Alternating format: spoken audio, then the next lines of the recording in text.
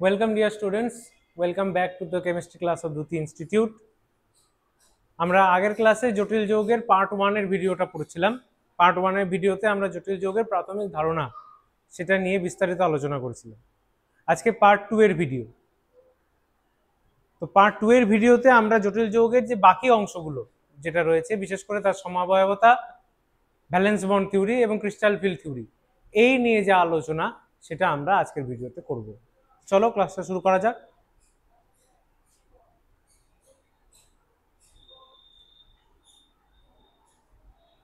তো প্রথমে আমরা আসছি যে সমবায়বতা।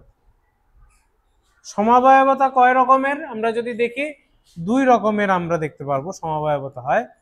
বেসিক্যালি একটা হচ্ছে গঠনগত সমবায়বতা, যেটাকে স্ট্রাকচারাল আইসোমেরিজম বলে, আরেকটা হচ্ছে ত্রিমাত্রিক সমবায়বতা। সমবায়বতা সম্বন্ধে ধারণা তোমাদের ক্লাস 11-এ হয়েছে। সমবায়বতা মানে কি আমি একটু জাস্ট বলে দিচ্ছি। স্ট্রাকচারাল ডিফারেন্স কিছু আসতে পারে, স্ট্রাকচারাল ডিফারেন্স হবে, কিন্তু যে বাহ্যিক যে সংকেতটা বা স্থূল সংকেত, সেই সংকেতে কোনো পরিবর্তন হবে না। মানে বেসিক এলিমেন্টগুলো সেম থাকবে, শুধু তার অ্যারেঞ্জমেন্টের ডিফারেন্স আসতে পারে, তার স্ট্রাকচারাল কিছু ডিফারেন্স আসতে পারে। এরকম যদি কম্পাউন্ড হয় তাহলে সেই কম্পাউন্ডগুলোকে বলা হয় পরস্পর আইসোমার বা সমাবয়ব। এবং এদের মধ্যে যে এই যে ধর্মটা যেটা এদেরকে পৃথক করে দিল, এটাকেই বলা হয় সমবায়বতা। তো সমবায়বতা মেইনলি দুই রকম, একটা হচ্ছে গঠনগত সমবায়বতা, একটা হচ্ছে ত্রিমাত্রিক সমবায়বতা, structural isomerism and three dimensional isomerism. এই ত্রিমাত্রিক সমবায়বতা আবার দুই রকম, একটাকে বলা হচ্ছে জ্যামিতিক বা সিস্টান সমবায়বতা, যেটা আমাদের জটিল যৌগের ক্ষেত্রে অ্যাপ্লিকেবল। আরেকটা হচ্ছে আলোকীয় সমবায়বতা বা অপটিক্যাল আইসোমেরিজম।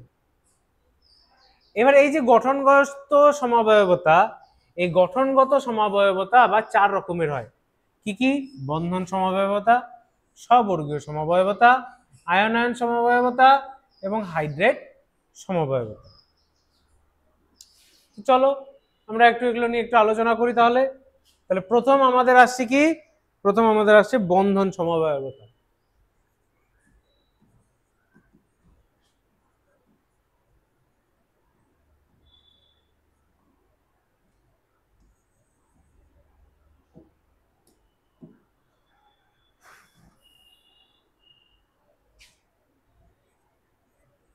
বন্ধন সমবায়বতার এক্সাম্পল কি? CONH3 ONOCl আর CONH3 NO2Cl। এই দুটো যদি আমরা দেখি তাহলে এখানে দেখো, একটাতে মেটালের সাথে বন্ডিং হচ্ছে অক্সিজেনের থ্রুতে। এটা যদি আমরা বন্ডিংটা দেখি তাহলে দেখবো এইখানে বন্ডিং হয়েছে অক্সিজেনের থ্রুতে, তারপর নাইট্রোজেন, তারপর আবার অক্সিজেন। কিন্তু এইখানে যদি আমরা বন্ডিংটা দেখি তাহলে আমরা দেখবো এইখানে ডাইরেক্ট নাইট্রোজেনের সাথে বন্ডিং হচ্ছে। ঠিক আছে? তাহলে দুটোর ক্ষেত্রে বন্ধন তৈরির ক্ষেত্রে ডিফারেন্স চলে আসলো, মানে বন্ধনটা হচ্ছেই অন্যরকম ভাবে, একটাতে অক্সিজেনের মাধ্যমে, একটাতে নাইট্রোজেনের মাধ্যমে। তাহলে এইরকম যৌগ যদি হয়, কিন্তু ওভারঅল আমাদের ফর্মুলা কি সেমই আছে, কিন্তু ফর্মুলা কিন্তু চেঞ্জ হয়নি। এইরকম যদি সমবায়বতা হয় তাহলে সেটাকে আমরা কি বলি? সেটাকে আমরা বলি বন্ধন সমবায়বতা। এবার নেক্সট আমাদের আসবে হচ্ছে স্ববর্গীয় সমবায়বতা।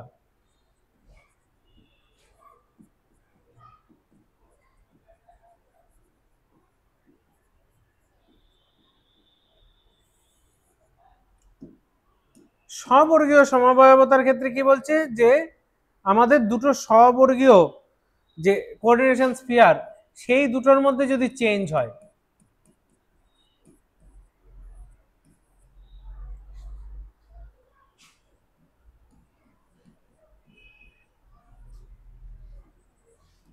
এবং এইটা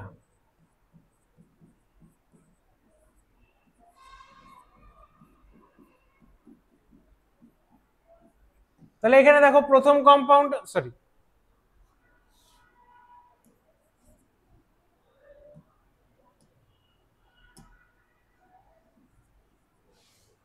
তাহলে দেখো আমাদের প্রথম কম্পাউন্ডটাতে কি ছিল, কোবাল্টের সাথে কোঅর্ডিনেশন স্পেয়ারে কে ছিল, অ্যামোনিয়া। সেকেন্ডটাতে ক্রোমিয়ামের সাথে কোঅর্ডিনেশন স্পেয়ারে কে আছে, মানে এই প্রথম কম্পাউন্ডটাতে কোবাল্টের সাথে কে ছিল, অ্যামোনিয়া। ক্রোমিয়ামের সাথে কে ছিল, সায়ানাইড। সেকেন্ড কম্পাউন্ডে কোবাল্টের সাথে কে গেল, সায়ানাইড। ক্রোমিয়ামের সাথে কে গেল, অ্যামোনিয়া। তার মানে এই যে স্ববর্গীয় স্তর বা কোঅর্ডিনেশন স্পিয়ার, সেই কোঅর্ডিনেশন স্পিয়ারে চেঞ্জ হয়ে গেছে। কোঅর্ডিনেশন যে কমপ্লিট করছিল যে লিগ্যান্ডগুলো, সেই লিগ্যান্ডে চেঞ্জ হয়ে যাচ্ছে, কিন্তু ওভারঅল দুটোর স্থূল সংকেত কি একই আছে, কম্বিনেশন কিন্তু এলিমেন্টাল কম্বিনেশন সেম আছে। তাহলে এইটা আমাদের কি ধরনের সমবায়ক, স্ববর্গীয় সমবায়ক। এবার 3 নাম্বার,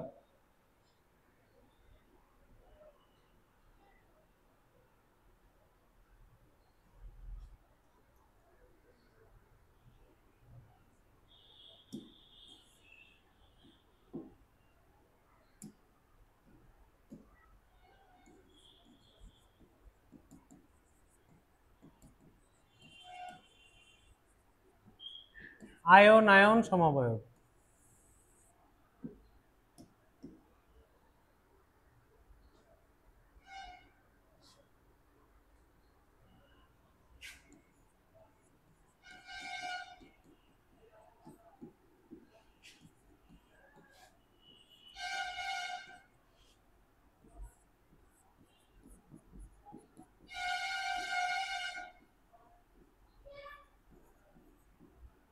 এই যে দুটো কম্পাউন্ড, এদের দুজনের কি, এই দুটো কম্পাউন্ডের মধ্যে আমাদের elemental combination same, cobalt, ammonia 5টা, সালফেট একটা, ব্রোমাইড একটা। কিন্তু প্রথমটা যদি আয়োনাইজ হয়, আয়োনাইজেশনের ফলে কি তৈরি হবে, CONH3 SO4 plus plus Br minus. আর পরেরটার ক্ষেত্রে কি হবে, CONH3 Br 2 plus plus SO4 2 minus. তাহলে দুটো আয়োনাইজ করার ফলে বা আয়ন আয়ন হওয়ার ফলে আমাদের দুটো আলাদা আলাদা টাইপের আয়ন জেনারেট করছে। এখানে হচ্ছে ব্রোমাইড, এখানে হচ্ছে কি সালফেট। তাহলে এদেরকে আমরা বলবো কি, এদেরকে আমরা বলবো হচ্ছে আয়ন আয়ন সমবায়ক।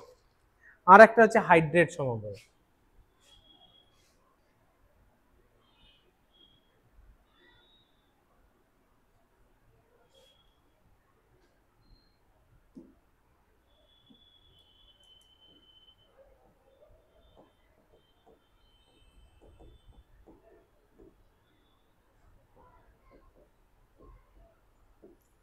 হাইড্রেট সমবায় মানে এখানে নাম্বার অফ ওয়াটার মলিকিউলস এর ডিফারেন্স আসবে, সেইটাকে আমরা বলবো হচ্ছে হাইড্রেট সমবায়।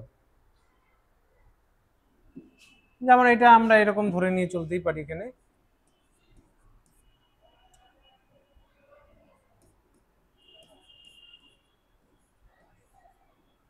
এইটা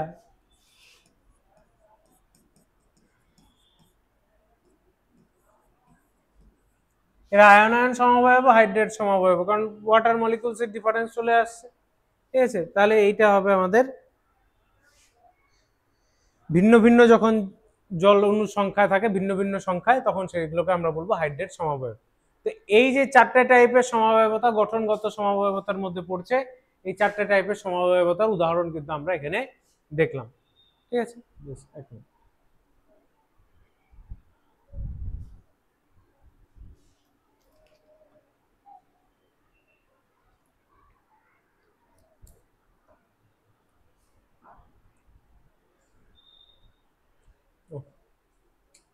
এবার আমরা নেক্সট আসবো কি, এবার আমরা নেক্সট আসবো হচ্ছে, তাহলে আমাদের গঠনগত সমবায়বতা হয়ে গেল, নেক্সট আসবো ত্রিমাত্রিক সমবায়বতা। ত্রিমাত্রিক সমবায়বতার প্রথমে হচ্ছে জ্যামিতিক সমবায়বতা।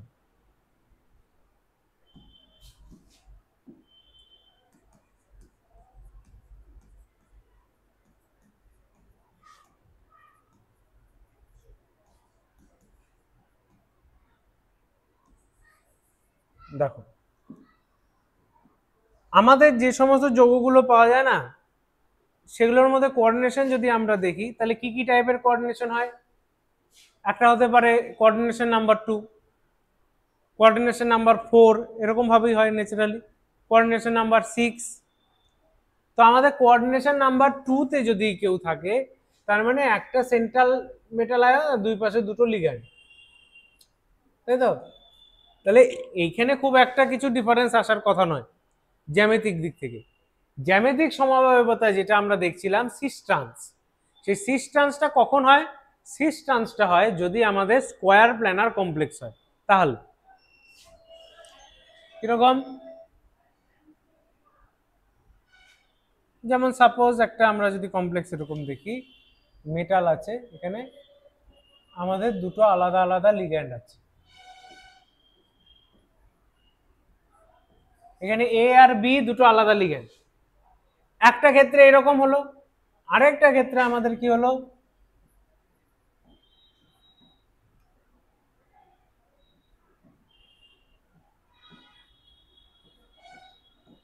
এরকম হলো। তাহলে ওভারঅল জিনিসটা তো সেমই থাকলো না, আমার আমার ওভারঅল জিনিসটা তো কোনো চেঞ্জ কিছু আসেনি, মানে তার সংকেত বা স্থূল সংকেতে কোনো চেঞ্জ এসছে কি? কোনো চেঞ্জ আসেনি। জ্যামিতিতে কোনো চেঞ্জ আসেনি। চেঞ্জ কিসে এসছে? পজিশনাল চেঞ্জ এসছে। এইখানে সেম গ্রুপ সেম সাইড, এখানে সেম গ্রুপ অপোজিট সাইড। তাহলে এই কম্পাউন্ডকে আমরা কি বলবো? Cis. Same group same side. এই টাইপের কম্পাউন্ডকে আমরা কি বলবো? Trans. Same group opposite side, যেমন আমাদের অর্গানিক কম্পাউন্ডে ডবল বন্ডের ক্ষেত্রে আমরা করতাম, এখানেও ঠিক সেম জিনিস। ঠিক আছে, মেটাল এখানে থাকবে, দুই পাশে দু রকমের কেস হতে পারে। তাহলে এইটা এই 4 কোঅর্ডিনেশন নাম্বারের ক্ষেত্রে কিন্তু আমাদের পসিবল, অন্য কোনো ক্ষেত্রে কিন্তু আমাদের এটা হবে না। আচ্ছা, এইটা তাহলে একটা টাইপের কমপ্লেক্স কি? MA2B2। আমরা যদি MA4 বলি, MA4 এখানে কি আমাদের আসবে? আসবে না। তাহলে আমরা দেখো এখানে জ্যামিতিক সমবায়বতা বা জ্যামিতিক সমবায়ব সংখ্যাটা যদি দেখি,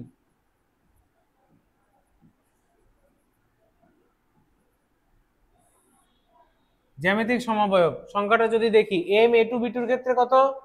দুটো। MA4 চারটাই তো সেম লিগ্যান্ড, তাহলে ডিফারেন্স কিছু ক্রিয়েট হবে কি? ডিফারেন্স কিছুই ক্রিয়েট হবে না। তার মানে এখানে সমবায়ব সংখ্যা 1। 0 লিখে দিয়ে এসো না কিন্তু কেউ আবার, সমবায়বতা তো দেখাচ্ছে না, তার মানে জ্যামিতিক সমবায়ব 0। 0 নয়, একটা কম্পাউন্ড তো আছে, এর অন্য কোনো সমবায়ব নেই, কিন্তু একটা তো নিজে তো কম্পাউন্ডটা আছে, সেই জন্য এটা সমবায়ব সংখ্যা কি? 1।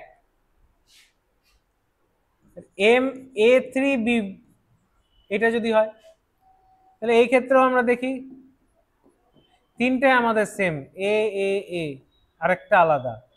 এইবার এই বি এর পজিশন যদি আমি এই পজিশনের জায়গায় অন্য তিনটে যে কোনো পজিশনেই রাখি না কেন, সব ক্ষেত্রেই এটা কোনো না কোনো একটা এর অপোজিটেই আসবে। আলাদা কিছু হবে কি? আলাদা কিছু কিন্তু হবে না।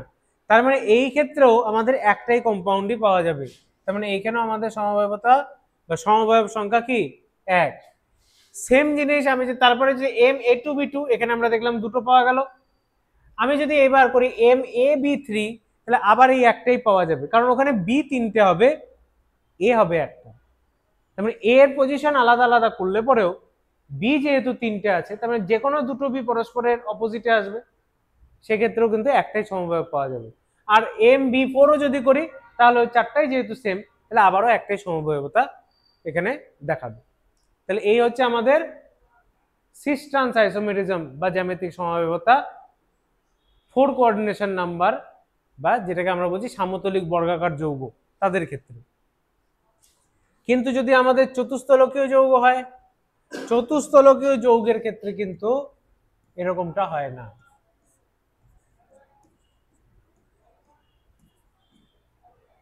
চতুস্থলকীয় যৌগের ক্ষেত্রে কোনো সিস ট্রান্স আইসোমেরিজম হয় না, সে যেই থাকুক না কেন।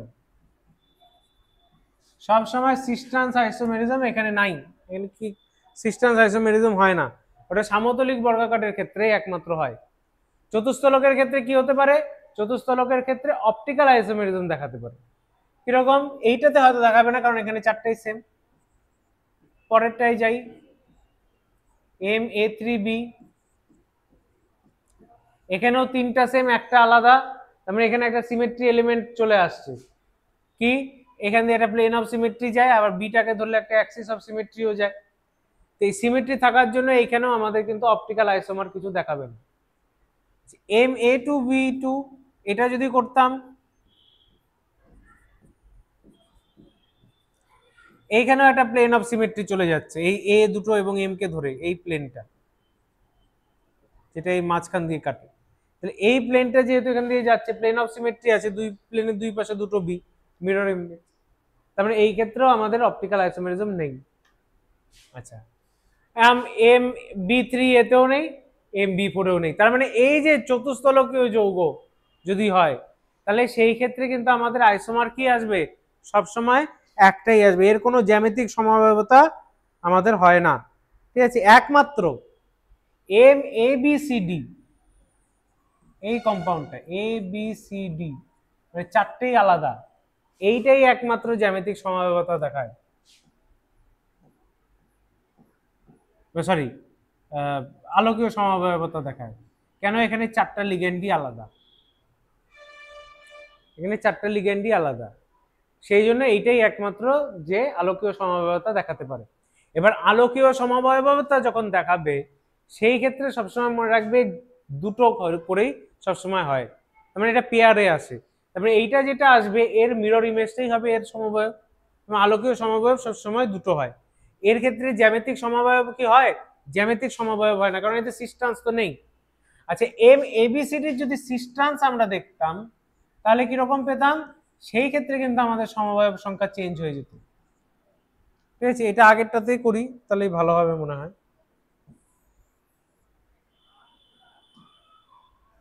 এটাতেই করি।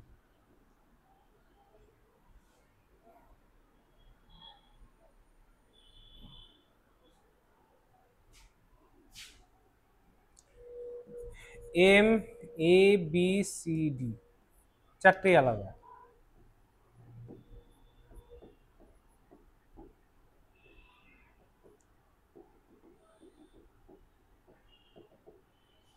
এটা এই ক্ষেত্রে সমবায় বার করবার নিয়ম হচ্ছে একটাকে ফিক্সড রাখতে হয়, বাকি তিনটাকে চেঞ্জ করে করে দেখতে হয়। তাহলে আমি এটাকে ফিক্সড রাখি এখানে, এবার বি এর অপোজিটে ডি কে নিয়েছিলাম, একবার সি এর অপোজিটে ডি কে নিই,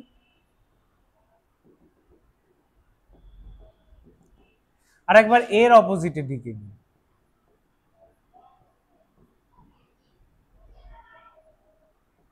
দেখো এই তিনটে ছাড়া এইখানে আর কোনো সমবায় কি পসিবল হতে পারে?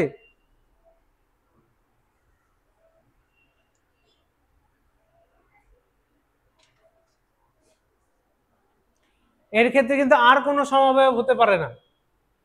ঠিক আছে, তুমি যে কোনো দিক দিয়ে করে দেখো না কেন, দেখবে এই কম্পাউন্ড গুলোই ঘুরে ফিরে আসবে, যেখানে একবার এর অপোজিটে সি, একবার এর অপোজিটে বি, একবার এর অপোজিটে ডি, এইভাবে আসবে। বাকি সমস্ত ক্ষেত্রে তুমি যে কোনো কম্বিনেশনই ফেলো না কেন, ঘুরে ফিরে ওগুলোই আবার আসবে। সেই জন্য এইখানে আমাদের সমবায় সংখ্যা, জ্যামিতিক সমবায় কত, 2। এবার এই স্কোয়ার প্ল্যানার কমপ্লেক্সের ক্ষেত্রে মজার বিষয় হচ্ছে এইখানে কোনো আলোকীয় সমবায় থাকে না। যেমন আমাদের চতুস্থলকীয় যৌগের ক্ষেত্রে জ্যামিতিক ছিল না, এখানে আলোকীয় থাকবে না। কেন আলোকীয় থাকবে না? কারণ প্রত্যেকটাই স্কোয়ার প্ল্যানার, একটা প্লেন অফ সিমেট্রি সবার মধ্যে প্রেজেন্ট আছে। সেই প্লেন অফ সিমেট্রির জন্য এদের কোনো অপটিক্যাল আইসোমার বা আলোকীয় সমবায় থাকবে না। প্লেন অফ সিমেট্রির প্লেনটা কোনটা? এই যে মলিকুলার প্লেন, যে প্লেনের উপরে আছে মলিকুলটা আছে, সামতলিক বর্গাকার, তো সেই সামতলিক বর্গাকারের সমতলটাই হচ্ছে এখানে প্রতিসাম্য তল। ওকে, বেশ। এবার আমরা আসবো হচ্ছে ষড়বর্গীয় যৌগের ক্ষেত্রে।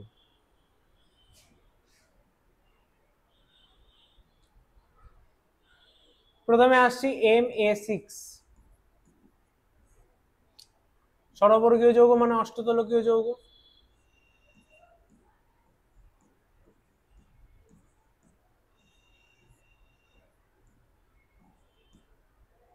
MA6, বেশ। এই ক্ষেত্রে আমাদের সমবায় কি কিছু দেখাবে? এই ক্ষেত্রে আমাদের সমবায় কিছু দেখাতে পারবে না, কারণ সবগুলোই সেম, ঘুরে ফিরে একই জিনিসই আসবে। আচ্ছা, এইবার এইখানে একটা জিনিস দেখো, আমি যদি এই কম্পাউন্ড গুলো দেখি, এর ক্ষেত্রে আমাদের জ্যামিতিক সমবায়ব বা সিস ট্রান্স কি করে বের করব? এইখানে পজিশনটা খুব ইম্পর্টেন্ট। এখানে এক একটা পজিশন সিস হয়, এক একটার ক্ষেত্রে ট্রান্স হয়। ট্রান্স কখন হয়? যদি আমরা এই পজিশন গুলোকে দেখি 1 2 3 4 5 6 এইভাবে, তাহলে সিস পজিশন মানে পাশাপাশি। কি কি? 1 2 হতে পারে সিস, 2 3 হতে পারে সিস,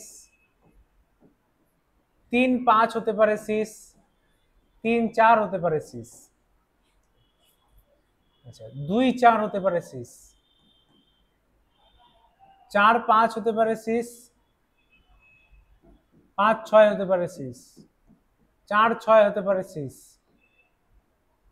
আবার 6 1 হতে পারে সিস, 5 1 হতে পারে সিস, আর 2 6 হতে পারে সিস। তো মোটামুটি এই কয়টা হচ্ছে আমাদের সিস। 1 2 1 3, ও 1 3টা দিইনি, 1 2 1 3 1 5 বা 5 1 1 6 চারটা, আবার 4 2 4 3 4 5 4 6, এই চারটা। আর হচ্ছে 2 6 2 3 2 5, 2 5 কি দিয়েছি কোথাও? 2 5 2 3 3 5 6 5 আর 2 6, এই চারটা। তবে এই টোটাল হচ্ছে আমাদের 12টা পজিশন, 12টা পজিশন আমাদের সিস। আর ট্রান্স কোনগুলো? একদম অপোজিটে যেগুলো রয়েছে, মানে 1 এর অপোজিটে আছে 4, 2 এর অপোজিটে 5, আর 3 এর অপোজিটে 6। এই কয়টা পজিশন হচ্ছে আমাদের ট্রান্স পজিশন।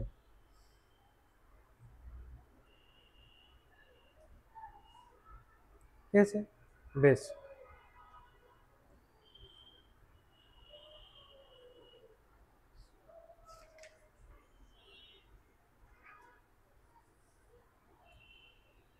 এবার আমরা M A6 বললাম, MA5B যদি বলি, যে কোনো একটার অপোজিটে বি বসবে, বাকিগুলো কিন্তু সব অ্যাজ ইট ইজ সেম থাকবে। এইখানেও একটাই হয়, কেন? সব সময় যে কোনো একটা, যে আমি বিটাকে যেখানেই রাখি না কেন, যে কোনো একটা এর ট্রান্সপোজিশনেই বসবে। কাজে এইখানেও আমাদের সমবায়ব সংখ্যা কি? 1। এখানেও আমাদের সমবায়ব সংখ্যা 1 ছিল। MA4B2, এইখানে কি হতে পারে? এইখানে চারটে বি দুটো ট্রান্সে থাকতে পারে, আরেকটা ক্ষেত্রে যে কোনো একটা এ ট্রান্সে বি থাকতে পারে, এবং অটোমেটিক আরেকটা বি সিস পজিশনে যেতে বাধ্য, কারণ ট্রান্স একদম লিমিটেড। একের ট্রান্স 4ই হবে, একের ট্রান্স 3 2 হবে না। ঠিক একই রকম এর ট্রান্সে বি এখানেই হবে, অন্য কোনো জায়গায় হবে না। তার মানে এইখানে এই দুটোই পসিবিলিটি আছে, সিস আর ট্রান্সের। ঠিক আছে, তাহলে এইখানে আমাদের জ্যামিতিক সমবায়ক সংখ্যা কত? 2। বেশ।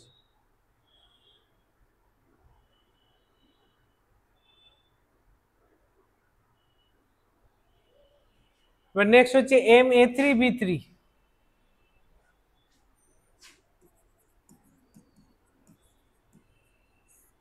এই MA3B3 এইখানে দুটো ঘটনা ঘটে।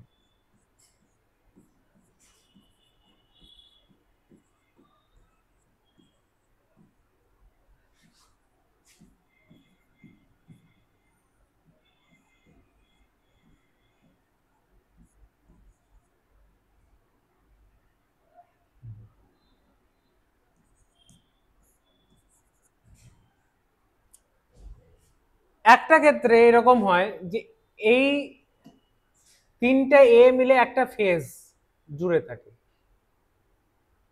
আর এই তিনটা বি মিলে একটা ফেজ জুড়ে থাকে।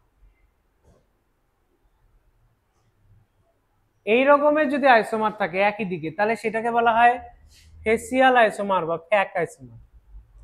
আর যদি মাঝখানে অন্য কেউ একটা ঢুকে যায়, মানে এই এর মাঝখানে বি বা বি এর মাঝখানে এ কোথা থেকে একটা ঢুকে গেল, তাহলে সেই ক্ষেত্রে চেঞ্জ হয়।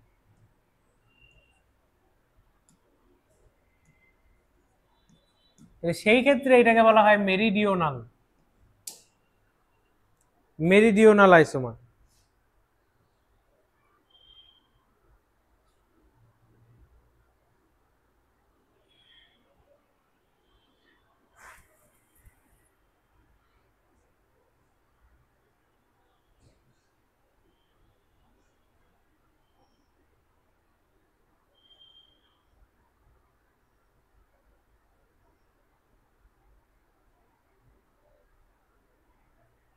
আগেরটাই ঠিক ছিল,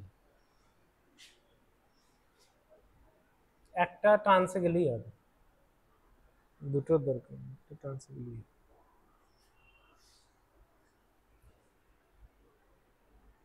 একটা ট্রান্সে গেলেই হবে, আগেরটা ঠিক ছিল। ঠিক আছে, এইটাই ঠিক আছে, এটা হচ্ছে মেরিডিওনাল।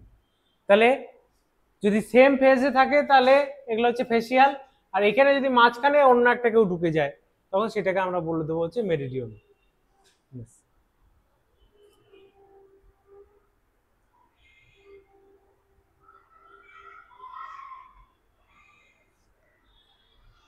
এবার আমরা একটু আলোকীয় সমবায়ের ক্ষেত্রে যাই।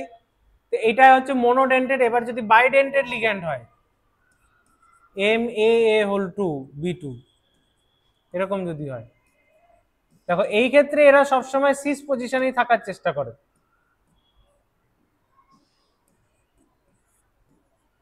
আর বি কে সবসময় ট্রান্সে রাখার চেষ্টা করে। এইটা একটা হতে পারে। আর একটা কি,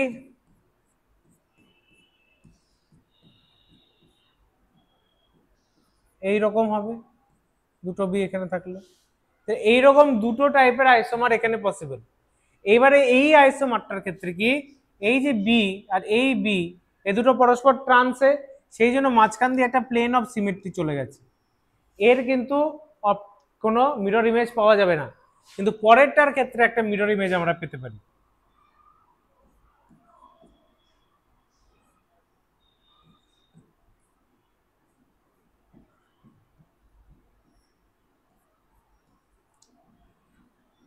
দেখতে জিনিসটা মনে হচ্ছে জাস্ট রোটেট করলেই তো এটা আসবে, কিন্তু রোটেট করলেই এটা আসবে না। কেন? তার কারণ হচ্ছে এই বন্ডগুলো আমরা এখানে 2 ডাইমেনশনাল প্লেনে দেখাচ্ছি, অ্যাকচুয়ালি তো এটা 2 ডাইমেনশনাল নয়, এটা 3 ডাইমেনশনাল। মানে কিছু হয়তো সামনে থাকে, কিছুটা কোনো বন্ড হয়তো পেছন দিকে থাকে, ঠিক আছে? তো এই 3 ডাইমেনশনাল অ্যারেঞ্জমেন্টটা কিন্তু চেঞ্জ হয়ে যায় এর ফলে। তার ফলে এইখানে আমাদের কি দেখাবে, এইখানে কিন্তু আমাদের আইসোমেরিজমটা শো করবে, ঠিক আছে? বেশ,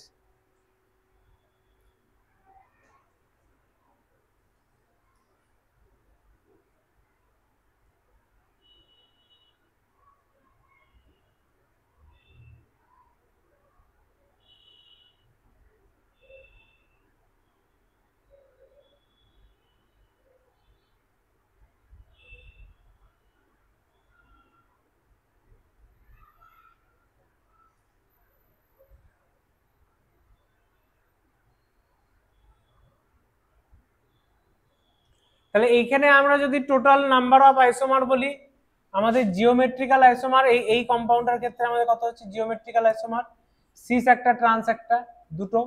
আর অপটিক্যাল আইসোমার কত হচ্ছে, অপটিক্যাল আইসোমার আমাদের ট্রান্সেক্টর ক্ষেত্রে কি আসছে, ট্রান্সেক্টর আসছে না, সিসের ক্ষেত্রে আসছে, হ্যাঁ সিসের ক্ষেত্রে আসছে, সিসের ক্ষেত্রে দুটো আসছে। তাহলে সবসময় যেটা আমাদের হিসাব করতে হয়, অপটিক্যাল আইসোমারের থেকে এক করে কমিয়ে দিতে হয়, করে হিসাব করতে হয়। তারপরে টোটাল আমার কয়টা আসছে, চারটা, তার থেকে এক মাইনাস যাবে, মানে তিনটা। এই হচ্ছে তিনটা, 1 2 3, এই তিনটে টাইপের আসছে। যদি ট্রান্সের ক্ষেত্রেও অপটিক্যাল আইসোমার আসতো তাহলে আমাদের কয়টা হতো টোটাল আইসোমার, তখন কিন্তু চারটা হতো। কেন? কারণ জিওমেট্রিক্যাল আইসোমার দুটো, অপটিক্যাল আইসোমার তখন 2 2 4টা, প্রত্যেকটা থেকে একটা একটা করে বিয়োগ হয়ে তখন দুটো দুটো চারটে আসতো। তাহলে এই হচ্ছে আমাদের এখানে হিসাব, মানে অপটিক্যাল আইসোমার জোড়ের হিসাবে হয়, তো অপটিক্যাল আইসোমারটা জোড় হিসাবে হয়। তার মানে একটা যখন জিওমেট্রিক্যাল আইসোমারের মধ্যে আমি ধরেই নিচ্ছি অপটিক্যাল আইসোমারে, তখন অন্য একটাকেই ধরতে হবে, দুটোকে একসাথে ধরা যাবে না, সেই জন্য এখানে মাইনাস হয়ে গেল। তাহলে এই টাইপের কম্পাউন্ডের ক্ষেত্রে আমাদের টোটাল নাম্বার অফ আইসোমার আসছে 3টা। আচ্ছা, আর একটা আমরা একটু দেখব, সেটা হচ্ছে MA2BC, AA2 বাইডেন্টেড লিগ্যান্ড। এটার ক্ষেত্রে কি হয়? তাহলে এইটার ক্ষেত্রে যদি আমরা দেখি এরকম 6 মেম্বার,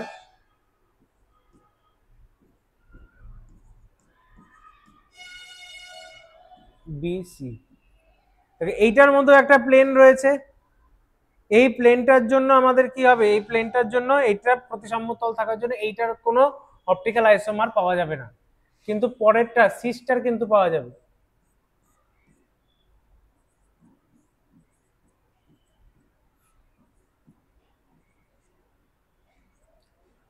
এটা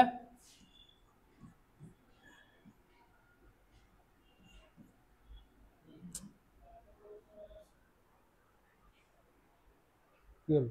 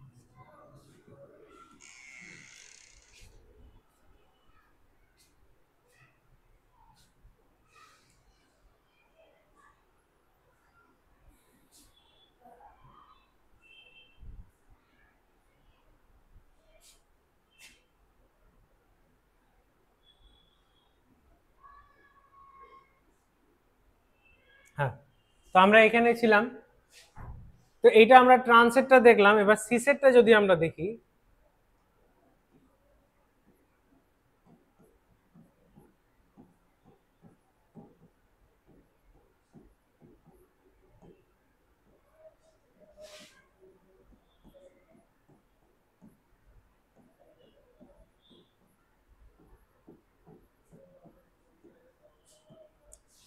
এটা হচ্ছে সিসের ক্ষেত্রে আমরা কি দেখছি, এখানে কিন্তু আলোকীয় সমবায় বর্তমান, আমাদের ট্রান্সেক্টর ক্ষেত্রে কিন্তু এটা আমাদের ছিল না। তাহলে এই ক্ষেত্রেও আমাদের টোটাল নাম্বার অফ আইসোমার কত হচ্ছে, 3 হচ্ছে।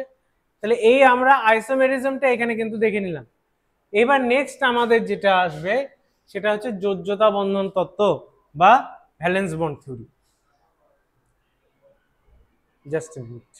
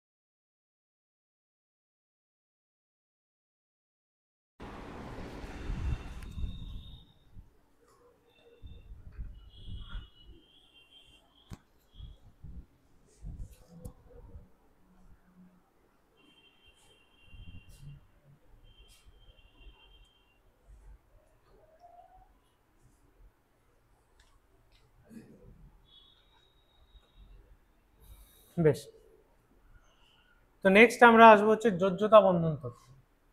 যোজ্যতা বন্ধন তত্ত্বের মাধ্যমে আমরা জানতে কি পারি সেটা আগে আমাদের জানতে হবে।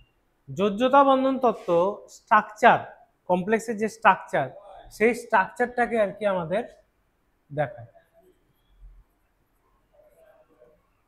স্ট্রাকচার অফ কমপ্লেক্স, সেটা আমরা এই যোজ্যতা বন্ধন তত্ত্বের সাহায্যে জানতে পারি। কিন্তু যোজ্যতা বন্ধন তত্ত্বের সাহায্যে কিন্তু আদার্স যে ধর্মগুলো সেগুলো কিন্তু জাস্টিফিকেশন দেওয়া সম্ভব না। আমরা হয়তো জানছি এটা এরকম হয়, কিন্তু কেন হয় সেইটা কিন্তু আমরা বলতে পারবো না। এখানে কিরকম ব্যাপারগুলো উদাহরণ দিলেই বুঝতে পারবে। যেমন দেখো নিকেল টেট্রাক্লোরাইড, NiCl4 2 মাইনাস, ঠিক আছে, আর NiCO4, এই দুটো যদি আমরা দেখি, দেখো এইখানে নিকেলের অক্সিডেশন স্টেট কত, এখানে নিকেলের অক্সিডেশন স্টেট হচ্ছে +2।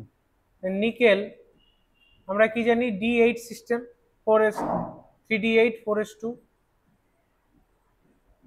এটা জানি তো। তার মানে এখানে D8 5টা আছে,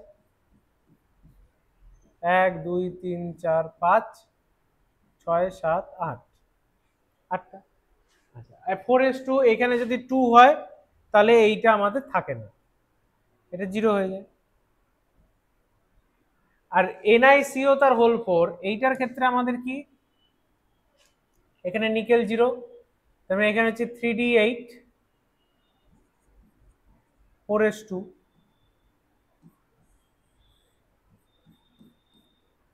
1 2 3 4 5 6 7 8।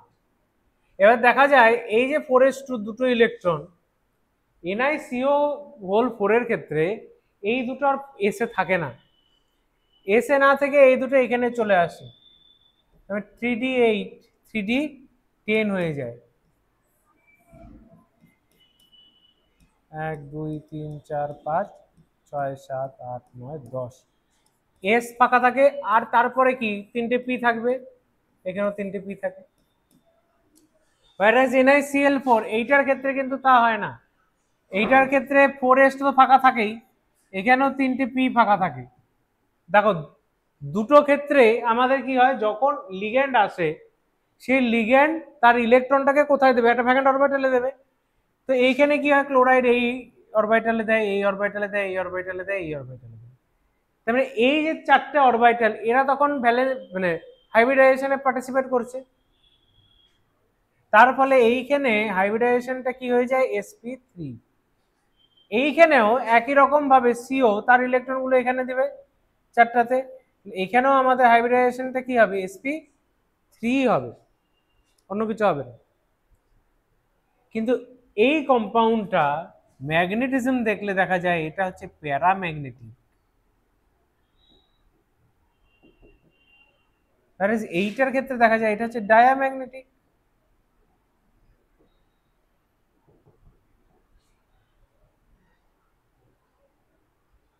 একটা কথা সবসময় মনে রাখা উচিত, সায়েন্স বেসড অন এক্সপেরিমেন্ট।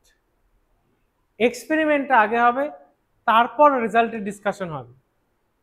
আগে রেজাল্টের ডিসকাশন করে তারপর এক্সপেরিমেন্ট, এটা সায়েন্স নয়। তো এইখানেও ঠিক একই রকম, আমার এখানে কি হয়েছে, এক্সপেরিমেন্ট করে দেখা গেছে এটা প্যারাম্যাগনেটিক, এটা ডায়াম্যাগনেটিক। ব্যাখ্যা দিতে গিয়ে বলছি এটাও sp3, এটাও sp3, এইটার ক্ষেত্রে সমস্ত ইলেকট্রনগুলো পেয়ার হয়ে গেল, এইখানে ইলেকট্রনগুলো পেয়ার হয়নি, সেই জন্যই তো প্যারাম্যাগনেটিক। দুটো আনপেয়ার্ড ইলেকট্রন আছে, এই যে এইটা আর এইটা। কিন্তু কেন, ওয়াই?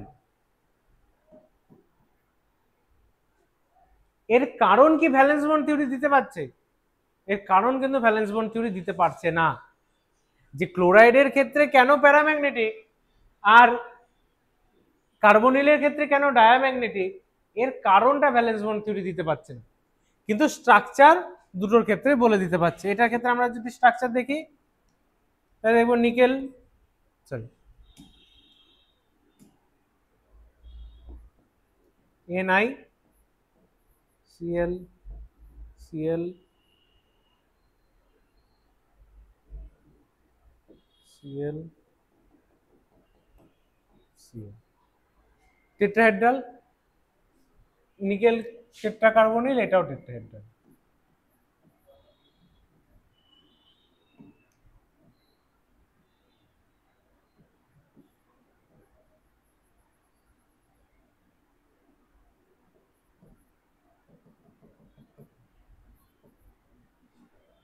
কিন্তু এইটা ডায়াম্যাগনেটিক, এটা প্যারাম্যাগনেটিক, এর ব্যাখ্যা ভ্যালেন্স বন্ড থিওরি দিতে পারে না।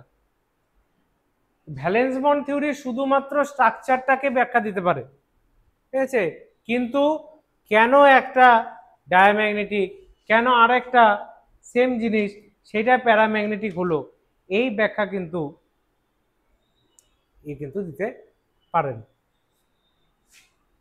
তো সেই জায়গা থেকে ভ্যালেন্স বন্ড থিওরির এটা ড্রব্যাকস, সেই জায়গা থেকে একটা নতুন থিওরি আমাদের এখানে উঠে আসে, যে থিওরিটার নাম কি ক্রিস্টাল ফিল্ড থিওরি, ঠিক আছে। এবারে যে ক্রিস্টাল ফিল্ড, এটা কেন এরকম নাম হলো ক্রিস্টাল ফিল্ড? এই ক্রিস্টাল ফিল্ড কার ক্রিস্টাল, কার ফিল্ডটাই বা কিসের? দেখো ক্রিস্টাল নর্মালি আমাদের আয়নিক কম্পাউন্ড গুলো ক্রিস্টালাইন ফর্মে থাকে, তার মানে ক্রিস্টাল ফিল্ড বলতে অ্যাকচুয়ালি যেটা বোঝায় যে একটা মেটাল আয়নের প্রেজেন্সে সেই মেটাল আয়নের যে ইলেকট্রনিক এনভায়রনমেন্ট, সেই যে একটা ইলেকট্রিক ফিল্ড, সেই ফিল্ডটার কথাই এখানে আর কি আমাদের বলা হচ্ছে। সেখানে লিগ্যান্ড আসলে, লিগ্যান্ড অ্যাপ্রোচ করলে সেই মেটালের যে ইলেকট্রনটা বা মেটালের যে অরবিটালগুলো তাদের কিরকম ডিস্টরশন হবে, বা তারা কিরকম, তাদের মধ্যে কোনো চেঞ্জ আসবে কিনা, সেই জিনিসটাই আমাদের এই ক্রিস্টাল ফিল্ড থিওরিতে আলোচনা করা হয়। অ্যাজ পার ক্রিস্টাল ফিল্ড, এটা প্রথম দিয়েছিলেন বেথে এবং জর্জেনসেন নামে দুইজন সায়েন্টিস্ট।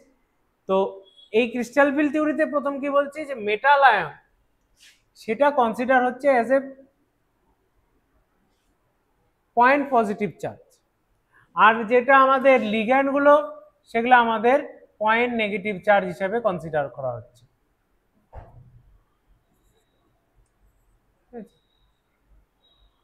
কিন্তু সেকেন্ড কথা এখানে আরেকটা বলে দিয়েছে ক্রিস্টাল ফিল্ড থিওরিতে, যে যদিও এটাকে আমরা পজিটিভ সেন্টার হিসেবে কনসিডার করছি, কিন্তু তাও মেটালের ডি ইলেকট্রন গুলোকে বা মেটালের ইলেকট্রন গুলোকে কিন্তু এখানে নেগলেক্ট করা হয়নি, তাদের একটা এফেক্ট রয়েছে।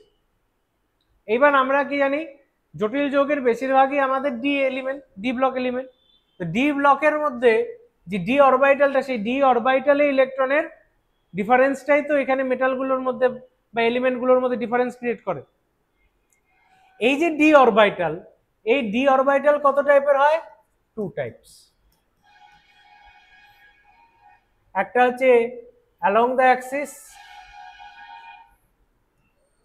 কি কি?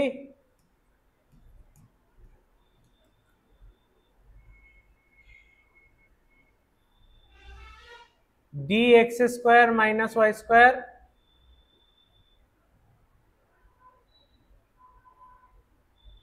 and dz square.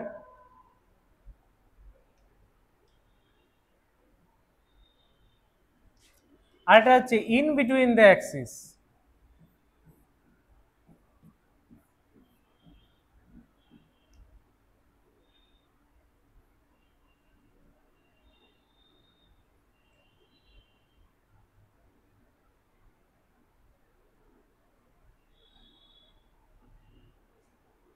কি কি?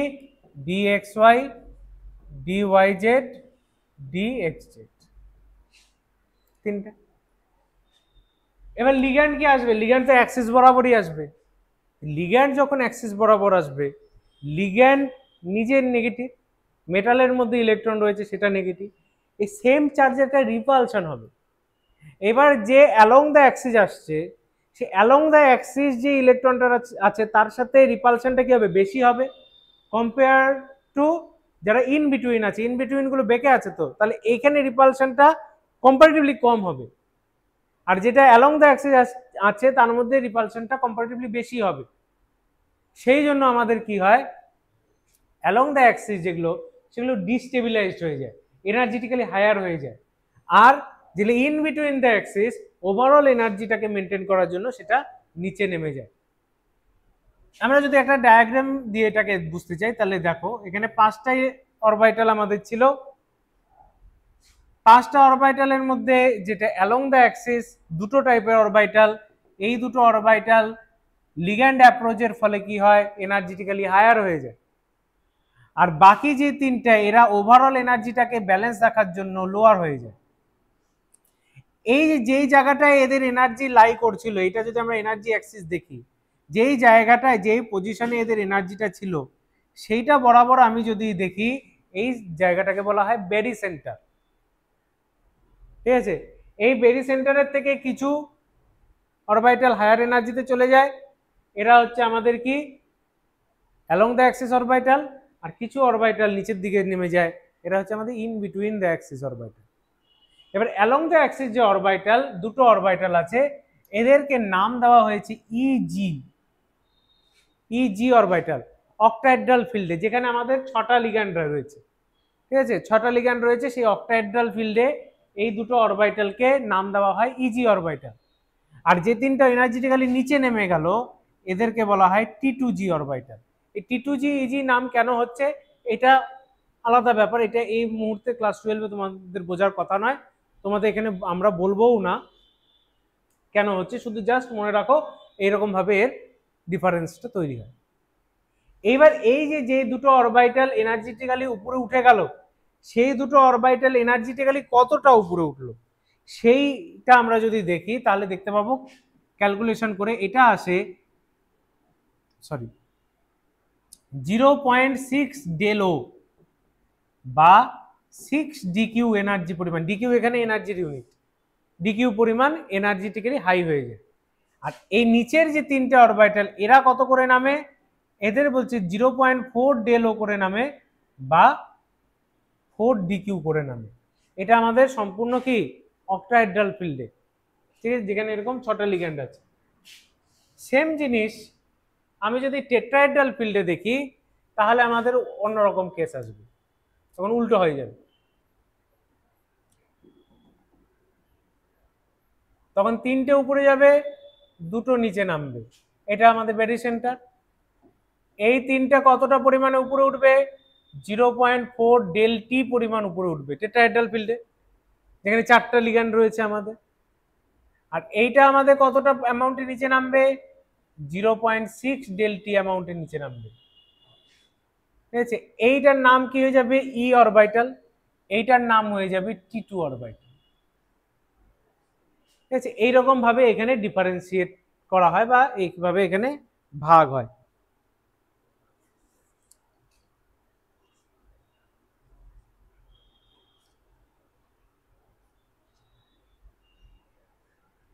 বেশ, এইবার এই যে আমাদের ডিফারেন্সটা তৈরি হচ্ছে দুটো মাঝখানের এই যে গ্যাপটা, এই টোটাল গ্যাপটাকে আমরা বলি হচ্ছে কি স্প্লিটিং এনার্জি, হচ্ছে এখানে স্প্লিট করে যাচ্ছে তো জিনিসটা। এই যে স্প্লিটিংটা, এই স্প্লিটিংটা এক একটা লিগ্যান্ডের প্রেজেন্সে এক এক রকমের হয়। যেসব লিগ্যান্ডের ক্ষেত্রে এই গ্যাপটা খুব কম হয় তাদেরকে বলা হয় উইক ফিল্ড লিগ্যান্ড।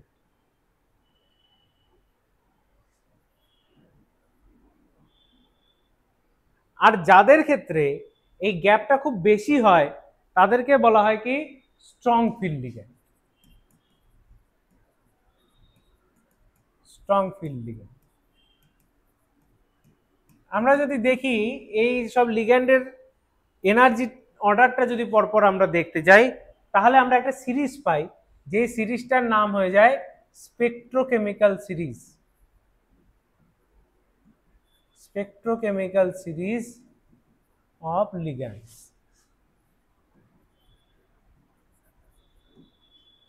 সেখানে আমাদের শুরুর দিকে কে থাকে, আই মাইনাস, তারপরে বিআর মাইনাস, তারপরে সিএল মাইনাস, তারপরে এফ মাইনাস,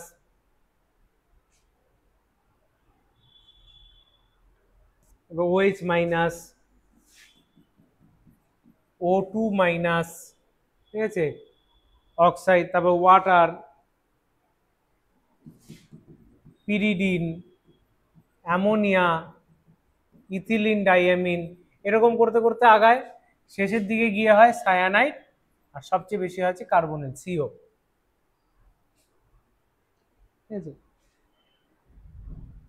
এইরকম একটা সিরিজ আছে, আরো কিছু কিছু জিনিসের মধ্যে আছে, বইয়ের মধ্যে পুরো সিরিজটা ওভারঅল দেওয়া আছে। তো তো এইখানে প্রথম দিককার যেসব লিগ্যান্ডগুলো, এই হ্যালাইডগুলো যেমন বা হাইড্রোক্সাইড, এগুলো হচ্ছে উইক ফিল্ড লিগ্যান্ড, এটা খুব বেশি স্প্লিট করতে পারে না। আর যেগুলো শেষের দিকে বিশেষ করে সায়ানাইড, সিও, এগুলো হচ্ছে স্ট্রং ফিল্ড লিগ্যান্ড, এরা বেশি স্প্লিট করে দেয়। এইবার এটা আমরা দেখেছি টেট্রাহেড্রাল ফিল্ড বা চতুস্তলকীয় ফিল্ড, যেখানে কোঅর্ডিনেশন নাম্বার কত, 4।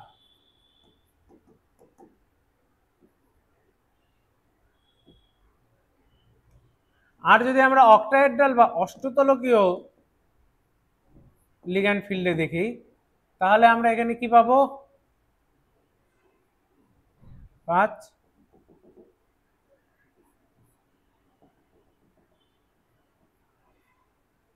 এই বেরি সেন্টার এর রেসপেক্টে এটা হচ্ছে 0.4 ডেলো, এইটা হচ্ছে 0.6 ডেলো। আচ্ছা, একটা জিনিস মাথায় রাখবে, যেখানে ডিস্টেবিলাইজেশন হয়, এনার্জি বেড়ে যায়, সেটাকে আমরা মাইনাস হিসেবে ধরি ক্যালকুলেশনের সময়, আর যেখানে স্টেবিলাইজ হয় সেটাকে আমরা প্লাস হিসেবে ধরি, ঠিক আছে। আচ্ছা, যাই হোক, এই ওভারঅল হচ্ছে ডেলো। এইবার একটা জিনিস দেখো, যেটা আমি বলছিলাম, যে যখন এই গ্যাপটা খুব বেশি হয়ে যাবে, তখন ইলেকট্রন কি হয়, ইলেকট্রন ফিলিং এর সময় যদি গ্যাপটা খুব কম থাকে, তাহলে সিঙ্গেল ওয়েতে ফিল আপ হয়, 1 2 3 4 5 এরকম ভাবে ফিল আপ হয়। কিন্তু গ্যাপ যদি খুব বেশি হয়ে যায়, তখন নিচটা কমপ্লিট হওয়ার পরে তারপরে উপরে যায়, কারণ ইলেকট্রনের মধ্যে দুটো এনার্জি এখানে কাজ করবে, একটা হচ্ছে এই গ্যাপটা, যেটা স্প্লিটিং এনার্জি গ্যাপ, আর একটা হচ্ছে ইলেকট্রনের পেয়ারিং এনার্জি, পেয়ার হওয়ার জন্য এনার্জি। এবার এই পেয়ার হওয়ার জন্য এনার্জি, এইটা যদি আমাদের বেশি হয়ে যায়, তখন ও পেয়ার হয়ে যেতে চায়। আর যদি আমাদের এই স্প্লিটিং গ্যাপটা বেশি হয়ে যেতে চায়, তখন কি মানে কম হয়, তখন সে পেয়ার হয় না, সে উপরে আগে উঠে যায়, ঠিক আছে, যেভাবে আমাদের হাফ ফিল্ড আগে হয়, তারপর ফুল ফিল্ড হয়, এইভাবে। সেই জন্য আমাদের আলাদা আলাদা লিগ্যান্ড ফিল্ডে কিন্তু ফিলিংটা আলাদা আলাদা রকমের হয়। এবার যেগুলো উইক ফিল্ড লিগ্যান্ড, সেখানে গ্যাপটা কম, সেই জন্য এখানে আমাদের কি হয়, সিঙ্গেল ওয়েতে আর কি আমাদের যেতে থাকে, সিঙ্গেল ওয়েতে আমাদের ইলেকট্রন কাউন্ট হতে থাকে, 1 2 3 4 5 এরকম ভাবে। তার মানে কি, এখানে স্পিনটা ম্যাক্সিমাম স্পিন নিয়ে তারপরে কমপ্লেক্স ফর্মেশন হয়। সেই জন্য উইক ফিল্ড লিগ্যান্ডের আরেকটা নাম হচ্ছে high spin complex. Weak field ligand কমপ্লেক্সের আরেকটা নাম হচ্ছে হাই স্পিন কমপ্লেক্স। তাহলে একই রকম ভাবে স্ট্রং ফিল্ডের ক্ষেত্রে কি, স্ট্রং ফিল্ডে আগে পেয়ারিং হবে, তারপরে উপরে উঠবে, তাই তো। সেই জন্য স্ট্রং ফিল্ড লিগ্যান্ডের আরেকটা নাম হচ্ছে লো স্পিন কমপ্লেক্স, কারণ এদের স্পিন গুলো কমে যায় পেয়ারিং হওয়ার জন্য, ঠিক আছে। এইবার এই ইলেকট্রন ঢোকার পর এখানে যে ওভারঅল যে এনার্জিটা আমাদের আসবে সিস্টেমের, সেই এনার্জিটাকে আমরা বলবো হচ্ছে ক্রিস্টাল ফিল্ড স্টেবিলাইজেশন এনার্জি বা সিএফসি। এখানে দেয়নি, CFC, crystal field stabilisation energy. এবার হাই স্পিন সিস্টেমের ক্ষেত্রে এটা একরকম, লো স্পিন সিস্টেমের ক্ষেত্রে এটা একরকম। টেট্রাহেড্রালের ক্ষেত্রে আমাদের কি হয়, এই গ্যাপটা সবসময় কমই হয়, কারণ টেট্রাহেড্রালে যেহেতু আমাদের অরবিটাল গুলো অ্যালং দ্য অ্যাক্সিস অরবিটাল আমাদের খুব বেশি ইউজ হয় না, ইন বিটুইন অ্যাক্সিস অরবিটাল দিয়ে বন্ডিংটা হয়। টেট্রাহেড্রালের ক্ষেত্রে এই জন্য হাই স্পিন কমপ্লেক্সটাই আমাদের বেশি পাওয়া যায়, লো স্পিন পাওয়া যায় না, বা স্ট্রং ফিল্ড খুব একটা হয় না। তো টেট্রাহেড্রালের ক্ষেত্রে ওই জন্য আমাদের ওই ফিলিংটা নর্মাল যেভাবে হাই স্পিনের জন্য সেইভাবেই হয়। কিন্তু অক্টাহেড্রাল সিস্টেমের ক্ষেত্রে আমাদের হাই স্পিন লো স্পিনে আলাদা আলাদা রকমের ফিলিং। তো আমরা চলো একটু দেখে নিই হাই স্পিন লো স্পিনের ফিলিংটা কিরকম হয় অক্টাহেড্রাল কমপ্লেক্সের ক্ষেত্রে, এবং সেখান থেকে আমরা সিএফএসি কিভাবে ক্যালকুলেশন করতে পারি।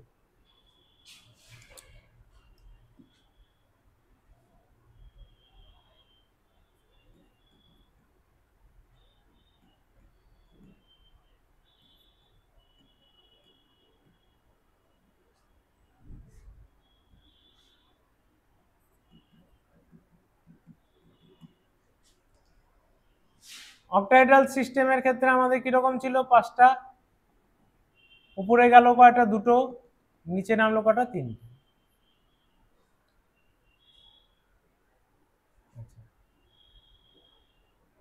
প্রথমে হচ্ছে আমাদের D1,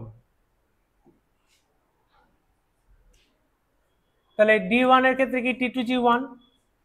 এবার আমরা এখানে কি বলেছি, নিচের গুলোর জন্য সবসময় আমাদের এনার্জি কত, প্লাস 0.4 ডেলো বা 4 DQ, যেটা দিয়ে হিসাব করি না কেন। আর উপরের গুলোর জন্য আমাদের কত, মাইনাস 0.6 ডেলো বা মাইনাস 6 DQ। তাহলে T2G1 আমরা যদি ডিকিউ এ হিসাব করি এখানে ডিকিউ ইউনিটে, তাহলে T2G1 এর জন্য কত আসছে, 4 DQ। এবার D2 সিস্টেম,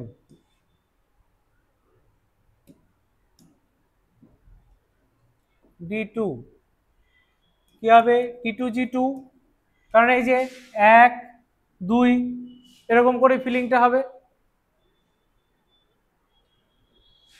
তাহলে সেই জন্য দুটো যখন, তাহলে প্রত্যেকটা আমাদের 4 DQ করে হচ্ছে, তাহলে দুটোর জন্য কত, 8 DQ।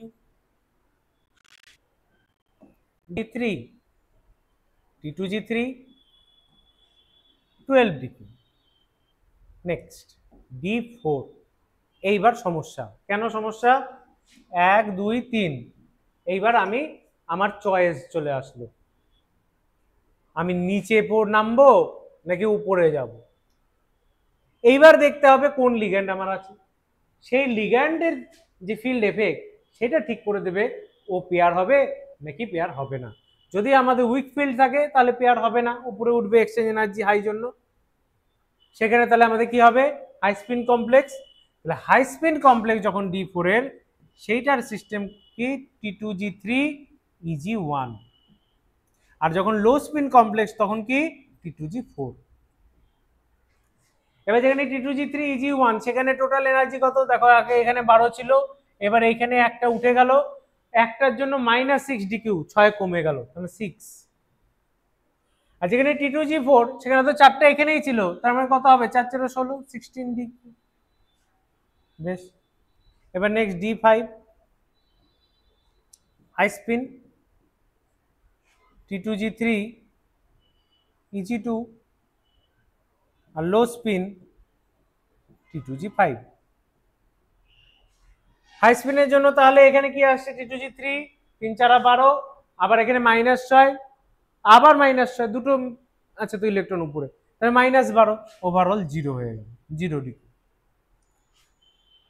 লো স্পিনের ক্ষেত্রে কত হচ্ছে, 5, 5টাই এখানে আছে, 4 5 20, 20 DQ। ওকে,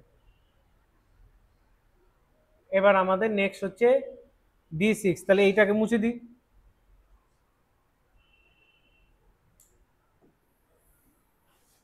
এটা এমনি বুঝতেই পারবে, এখন অসুবিধা কিছু নেই।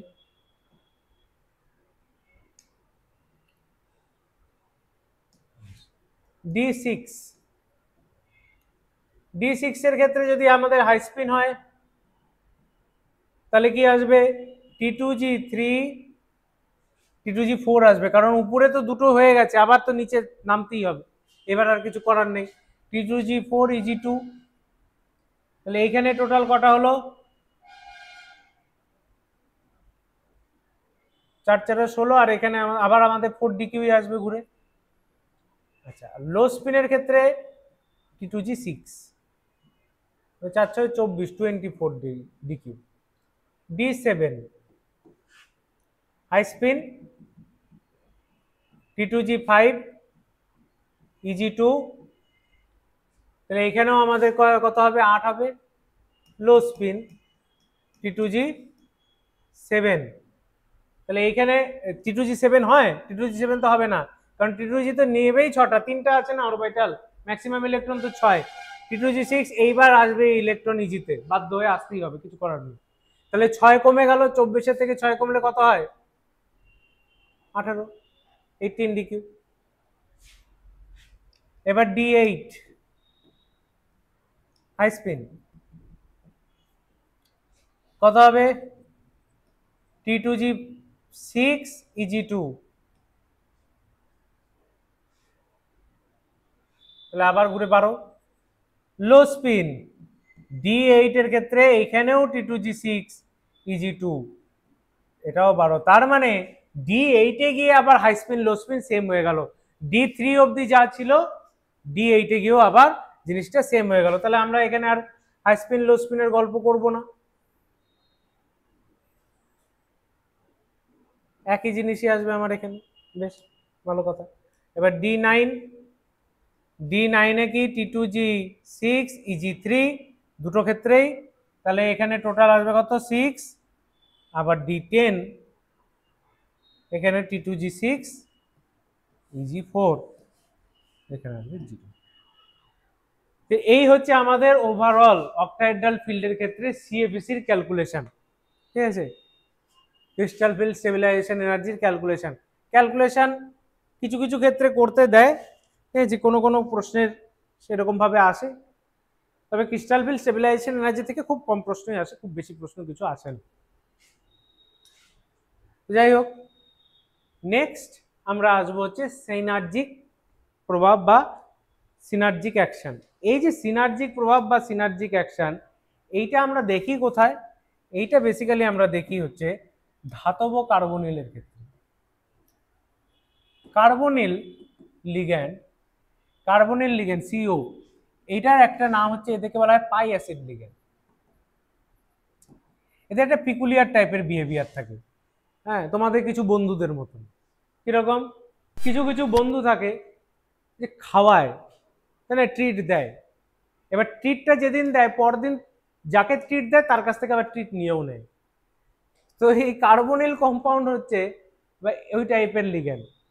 এরা যেমন ইলেকট্রন দিচ্ছে মেটাল সেন্টারকে, মেটাল তো কি ইলেকট্রন ডেফিসিয়েন্ট, মেটালকে ইলেকট্রন দিচ্ছে, কিন্তু আবার মেটালের থেকে ইলেকট্রন কিছু উইথড্র করেও নিয়ে নেয় এদের পাই স্টার বা পাই অ্যান্টি বন্ডিং অরবিটালে।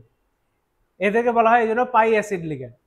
তো এই যে donation followed by back donation, খাওয়াচ্ছে, কেন খাওয়াচ্ছে? পরের দিন বন্ধু খাওয়াবে বলে খাওয়াচ্ছে। তো এই donation followed by back donation, এই প্রসেসটাকেই বলা হয় সিনার্জিক প্রভাব বা সিনার্জিক অ্যাকশন। কিভাবে করে? দেখো, মেটাল তার অরবিটাল থাকে ডি অরবিটাল, সেটা কার্বনিলের অরবিটাল আছে, তার সাথে বন্ডিং করে রয়েছে।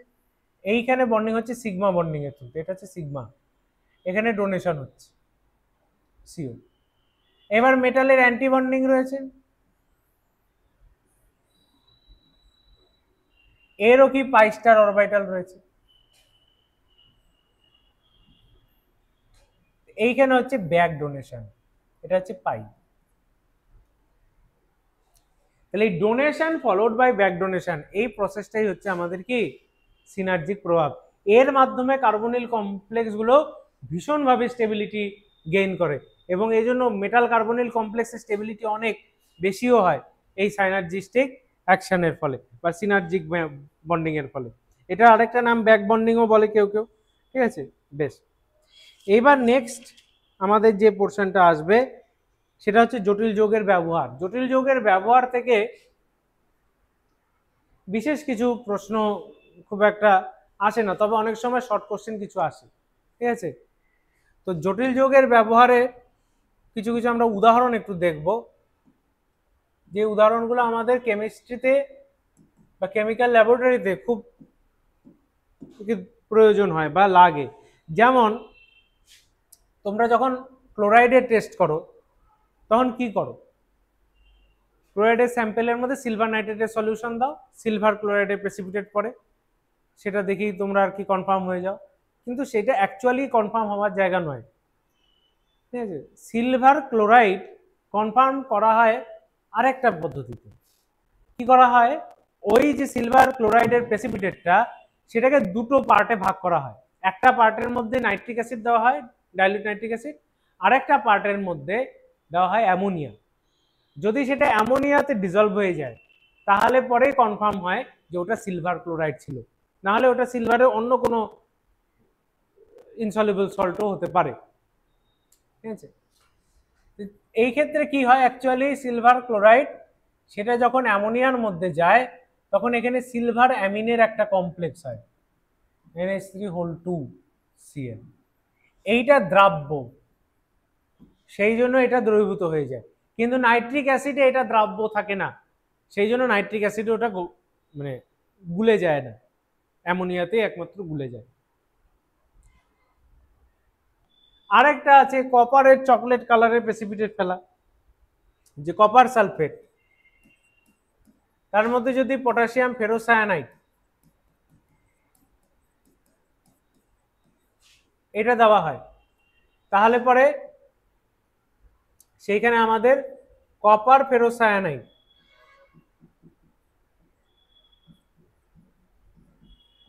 এর একটা চকলেট ব্রাউন কালারের প্রেসিপিটেট পড়ে, Cu2FeCN6, এটার কালার হচ্ছে চকলেট কালার।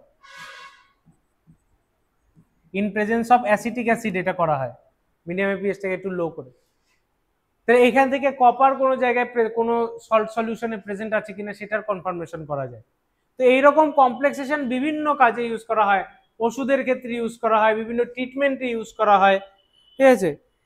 যেমন খরজলের মৃদুকরণে, খরজলের ক্ষেত্রে ক্যালসিয়াম ম্যাগনেসিয়াম কতটা পরিমাণ আছে সেই এস্টিমেশনে ওই ইথিলিন ডায়ামিন টেট্রাসিটেট সেটা দিয়ে ক্যালসিয়াম ম্যাগনেসিয়াম আয়রন এদের এস্টিমেশন করা হয়।